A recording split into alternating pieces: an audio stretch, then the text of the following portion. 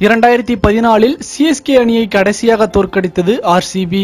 அதற்கு பிறகு இரு அணிகளுக்கும் இடையே நடைபெற்று 6 ஆட்டங்களிலும் சிஎஸ்கே அணியே வெற்றி கண்டுள்ளது.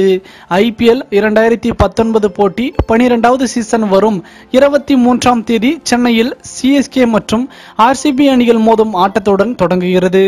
இரு அணிகளும் இதுவரை விளையாடிய 23 ஆட்டங்களில் சென்னை அணி 15 ஆட்டங்களிலும் ஆர்சிபி 7 ஆட்டங்களிலும் வென்றுள்ளன. இந்த நிலையில் தொடர் தோல்விகளுக்கு முற்றுப்புள்ளி வைக்க எண்ணுகிறார் கோலி. அது நடக்குமா? சிஎஸ்கே கேப்டன் தோனி ஆர்சிபிக்கு எதிராக அதிக ரன்கள் எடுத்த வீரர்களின் பட்டியலில் முதலிடத்தில் உள்ளார். இதுவரை விளையாடிய 25 ஆட்டங்களில் 710 ரன்கள் எடுத்துள்ளார் தோனி. இதில் 3 அரை சதங்கள். Strike rate 140.59. மேலும் கடந்த வருடம் தோனி அபாரமான ஃபார்மில் இருந்தார். 16 ஆட்டங்களில் 455 ரன்கள் எடுத்தார். 2013இல் 461 ரன்கள் எடுத்த பிறகு கடந்த வருடம்தான் IPL போட்டியில் அதிக ரன்கள் எடுத்தார் தோனி. நாளைய ஆட்டம் ஆர்சிபி அணிக்கு கடும் சவாலை அளிக்கும். புதிய அத்தியாயம் படைப்பாரா கோலி? உங்களின் கருத்துக்களை மறவாமல் கமெண்ட் பாக்ஸில் பதிவிடுங்கள்.